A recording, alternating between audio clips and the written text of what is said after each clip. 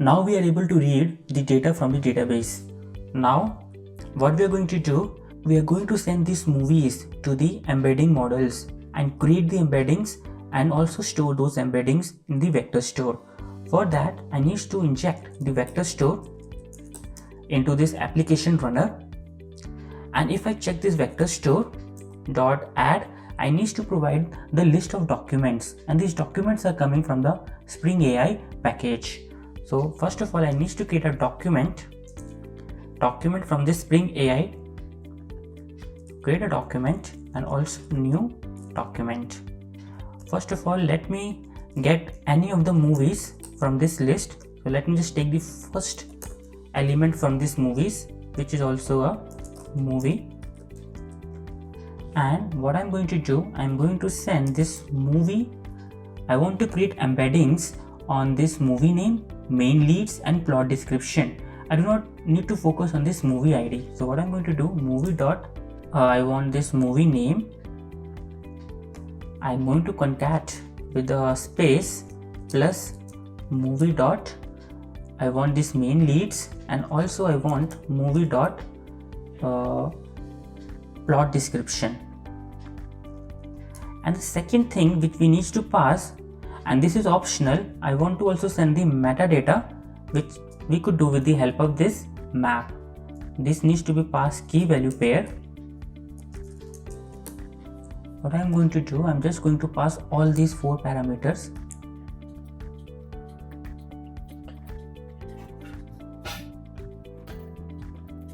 This is going to be movie name.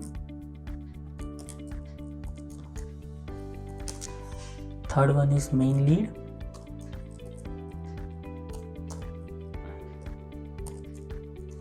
And the fourth one is the plot description.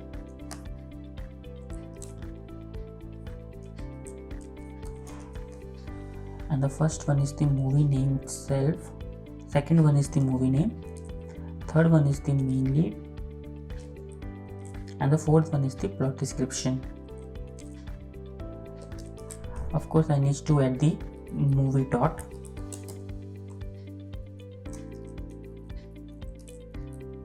Similarly for the movie name, and for the movie ID, let me just add movie ID.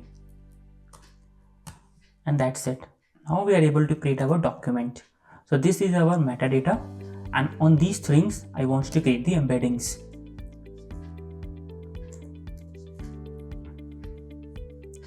I'm done with this. We can also have a token text splitter, a splitter. Why I need this token text splitter? Because sometimes this document can be long or a very long document, and to provide this long document in the embedding models is not the best way. What this token text splitter will do, it's just going to break this document into segments and then feed those segments properly in the embedding models. So this is the best practice to send the documents in the vector store rather than just using this document. I'm just going to send this document to this text splitter, and what it's going to give me, it's going to give me just a splitter dot apply. So because we have a single document, let me just use this list dot off and send this document. Let me just import this class. What is going to return to me? Let me just check. It's going to give me a list of documents. So let me just give a docs and vector doors. Now I'm going to use this vector store dot add docs here. So what it will do, it is going to send these documents to the embedding models first. The embedding models are going to return me an embeddings, and those embeddings are going to get stored in the vector store. So let us run this and check whether everything is fine or not. Let me also just give you a view of the vector store. Vector store is, as of now, is empty. See, nothing is there in the vector store. Now I am going to run this application, and I want one entry in this vector store.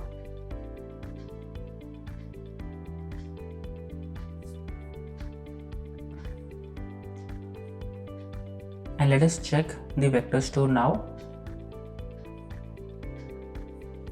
See, we have one entry with ID, which is a uniquely generated thing. We have this content.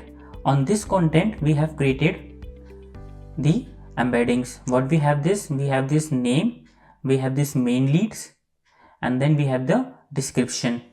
If you check, we have the main leads till here, Amjad Khan, and then we have this 2x convert, which is the plot description. Of course, I forgot to add this space here. Let me add that first as well. Let me add the space here. Okay. Now let me run this again and check whether everything is fine or not, whether the space is coming or not here. Something is missing here.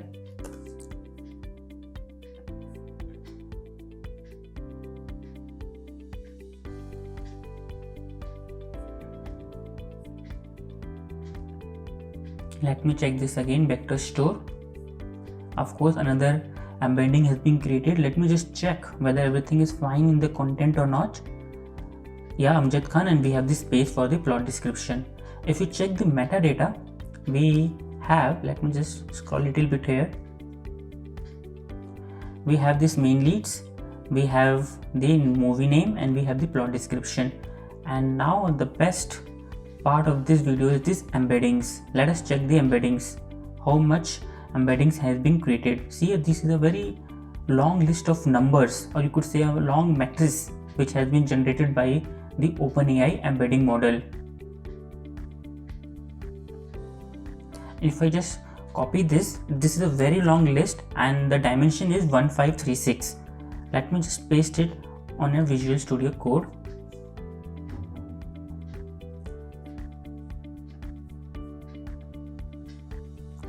Let me just save this, and you could clearly see how long this is. This is approximately 9.2 KB.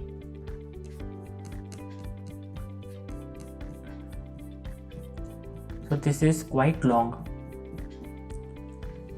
Now coming back to my vector store. Now what I'm going to do, I'm going to delete all these things and is going to create the embeddings for all the movies.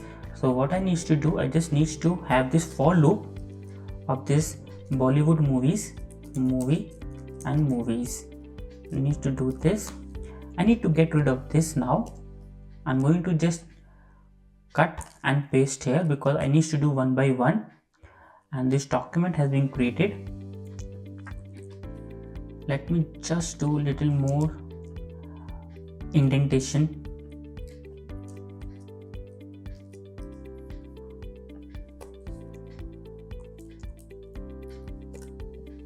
Okay, now this is going to create the embeddings for all the movies now. Let me hide this logic of creating these vectors using the embedding models behind a boolean wall, and let me just create a boolean wall here. Ingest equals to true for the very first time. Why I want this boolean wall? Because every time my application is running, I do not want to call my embedding models APIs again and again because it is costly. I just want to run the embeddings only for the very first time. Let me just run this now.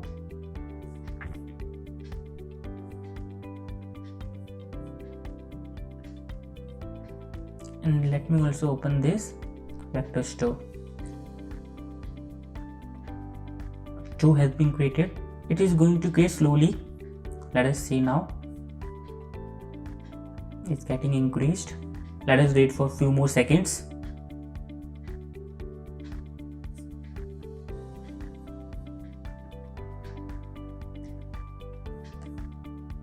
(23) has been created, and you could see we have this long list of sequence number which we call embeddings.